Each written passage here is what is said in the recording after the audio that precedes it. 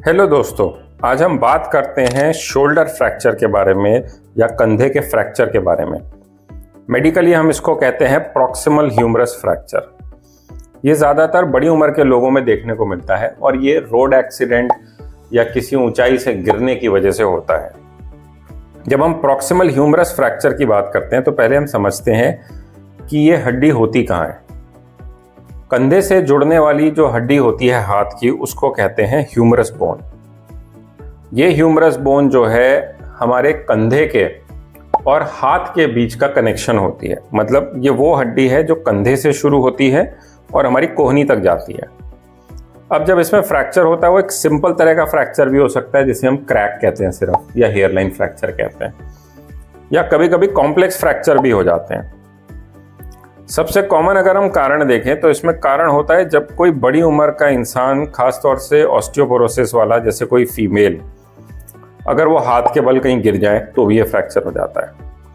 Young patients में normally road traffic accidents में fracture होता है। कभी कभी अगर हम स्पोर्ट्स पर्सन में देखें तो हाथ पे डायरेक्ट चोट लगने से भी ये फ्रैक्चर हो सकता है, जो कि बहुत कॉमन है स्पोर्ट्स इंजरीज में। तो ये फ्रैक्चर जब भी होता है तब कंधे में बहुत दर्द होता है, सूजन भी आ जाती है, कभी कभी तो नील भी पड़ जाता है।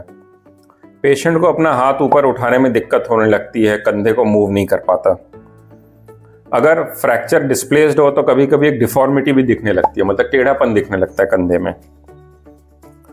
अगर सीवियर हो, अगर नस दब गई हो, नस को चोट लगी हो, तो कभी कभी नर्व इंजरी रिलेटेड सिम्टम्स भी हो जाते हैं, जैसे कि हाथ में सुन्नपन, भारीपन। नॉर्मली एक्सरे से पता चल जाता है कि फ्रैक्चर किस तरह का है, डिस्प्लेस्ड है कि नहीं है, सिंपल फ्रैक्चर है, हेयरलाइन फ्रैक्चर है या कॉम्प्लेक्स फ्रैक्चर है। अगर नॉन डिस्प्लेस्ड फ्रैक्चर है या मिनिमली डिस्प्लेस्ड फ्रैक्चर है तो नॉर्मली सर्जरी की जरूरत नहीं पड़ती। हम शोल्डर इमोबिलाइजर देते हैं कुछ हफ्तों के लिए और उसी से पेशेंट ठीक हो जाता है। अगर डिस्प्लेस्ड फ्रैक्चर है या कॉम्प्लेक्स फ्रैक्चर है, उस सिचुएशन में सर्जरी की जरूरत पड़ सकती है। अगर सर्जरी की जरूरत पड़ती है तो नॉर्मली डॉक्टर्स सर्जरी से पहले एक सीटी स्कैन भी कराते हैं, ये देखने के लिए कि फ्रैक्चर की एनाटॉमी क्या है। तो जब हम सर्जिकल ट्रीटमेंट की बात करते हैं उस सिचुएशन में नॉर्मली जो सर्जरी होती है वो जनरल एनेस्थीसिया में होती है, मतलब पूरा बेहोश करके। और जो सर्जरी होती है उसमें प्लेट और स्क्रू लगा के हम जो बोन टूट गई है उसको उसकी जगह पे बिठाते हैं ताकि वो अपनी नेचुरल पोजीशन में धीरे धीरे जुड़ जाए। नॉर्मली बोन हीलिंग को लगते हैं 6 हफ्ते से 8 हफ्ते का समय, और पूरा मूवमेंट आने में, हाथ की नॉर्मल स्ट्रेंथ वापस आने में लग जाते हैं 3 से 4 हफ्ते।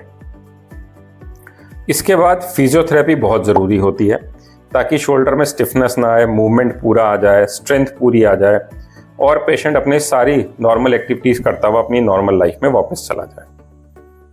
तो अगर आपके या आपके फैमिली में किसी को प्रॉक्सिमल ह्यूमरस फ्रैक्चर या कंधे का फ्रैक्चर हुआ है तो घबराइए मत, अपने नज़दीकी डॉक्टर से मिले।